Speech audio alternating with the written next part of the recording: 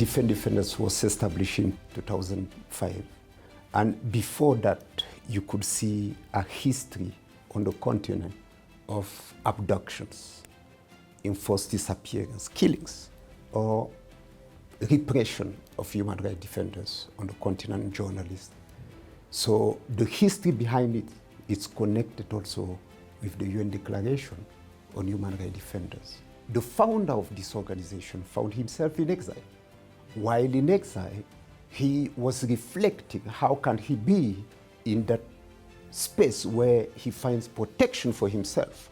But looking back, his friends, his African brothers were still in limbo. There were two programs, one for West Africa, which was the West Africa Human Rights Defenders Project, and the Eastern Horn Human Rights Defenders Project, emanating from the York University in Canada. And the two came with same objectives.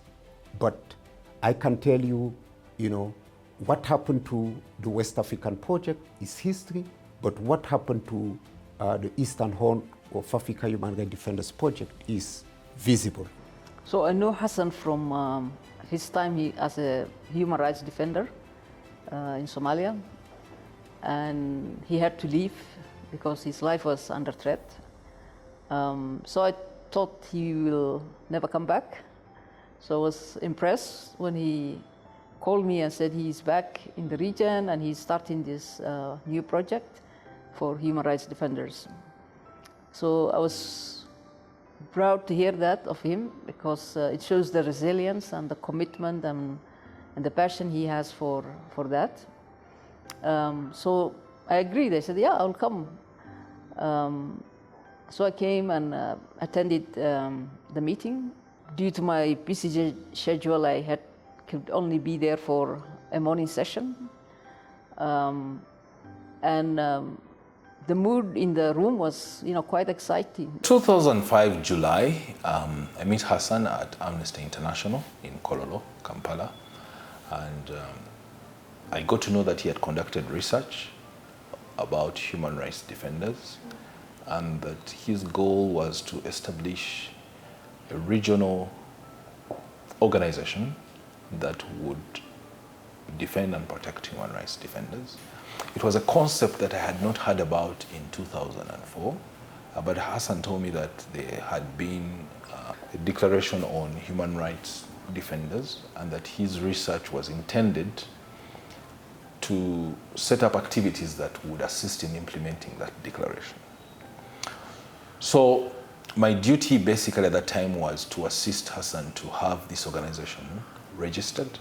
Amnesty International offered to the head of this organization a corner of its office here in Kampala, a desk actually to say, you could sit here and, continue your work.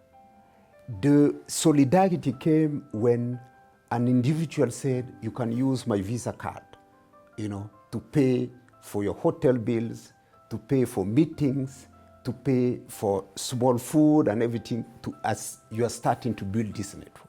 So from the beginning, the structure was that everything that we do within DefendDefenders is for the protection of human rights defenders. We realized at the time that human rights defenders were at risk, but if there were measures put in place, they could mitigate the risks, not do away with risk, because the very nature of human rights work is that an individual human rights defender would face some level of risk. So at that time, we focused on preventive measures, and that's when we started risk management engagements, both in physical security and digital security. That has grown into various programs. We now have the well-being program where we also focus on the mental well-being of human rights defenders, because the work that human rights defenders do is quite stressful. The Advocacy, Research and Communications Department at DefendDefenders works to amplify the voices of human rights defenders across the continent, bringing to light the issues that they face, and of course seeking to create a safer environment within which they can work effectively. So one of the first programs that we ran was capacity building in terms of digital security. And this is a program where we train human rights defenders on how to assess their digital security risk and respond to it, so that they reduce their vulnerability to those threats and risks. The next program that followed that was organizational security assessments, where we supported human rights organizations to improve their security as an organization. So this is a program whereby one of our experts goes in an organization, talks to staff, understands where they're having challenges with technology, with security, and then helps them implement a program or an intervention that can address the risks that are addressed there. And the National Coalitions for Human Rights Defenders enable us to reach some of the remote areas in different countries. When you have a national coalition, national coalitions have their own structures, so they have representatives, and some actually have offices in different areas of the country. And with that, they are able to engage with individuals at the grassroots levels. To help strengthen existing networks or help build or re-establish failed network or build in existing network, there is an importance to establish an umbrella network called African Defenders, the Pan-African Human Rights Defenders. With rebranding, it's now African Defenders. That will serve as a coordinating unit for the different networks. We came with the idea of building what you call an infrastructure on the continent that may host at-risk human rights defenders that cannot stay in their country, to the Ubuntu Hub Cities initiative.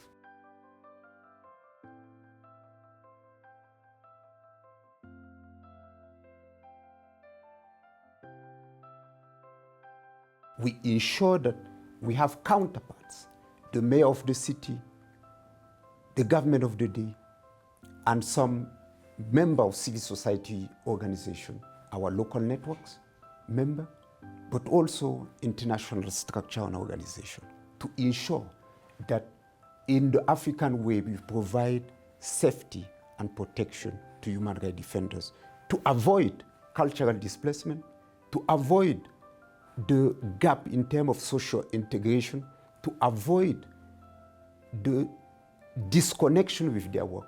Our protection program alone has reached out to close to 10,000 people. Our capacity building programs have reached out to more than 10,000 individuals, so including individuals and organizations. So our reach is widespread. We've been able to reach out to individuals across the continent. I really want to say to all the staff members that we do see your work. We know that it's hard work that's not always is noticed, and maybe shouldn't always even be seen because of the nature of the work. But we know that you're out there, and we know that very many human rights defenders would not have been able to do their work or be with us and do us all the favor they are doing if they hadn't been provided with the support from DefendDefenders. We know that, and we are very grateful, and we're also very happy with the partnership that we have. So again, happy birthday, keep up the good work. I do really commend you also for your own growth from a small organization to a regional, even global giant. It's an amazing feat that you made 20 years, so congratulations on that. You have so many achievements during your 20 years, I think, here in Uganda and the region, and we have pointed to things like the work we have done together to provide protection for human rights defenders. Happy anniversary to DefendDefenders. My hope is that the program will go from strength to strength. And because a lot of human rights defenders are now aware of the need to protect themselves and to rely on the solidarity, they will also protect what is felt. First of all, peace and protection of human rights is a center to protection of human rights defenders. Where peace prevails, human rights defenders and the communities they work with are mostly at peace. So the coming 20 years, we expect the continent to be a peaceful continent where those wars happening to be, the guns to be silenced. But it all depends on the context within which human rights defenders are working and the tactics they are going to use.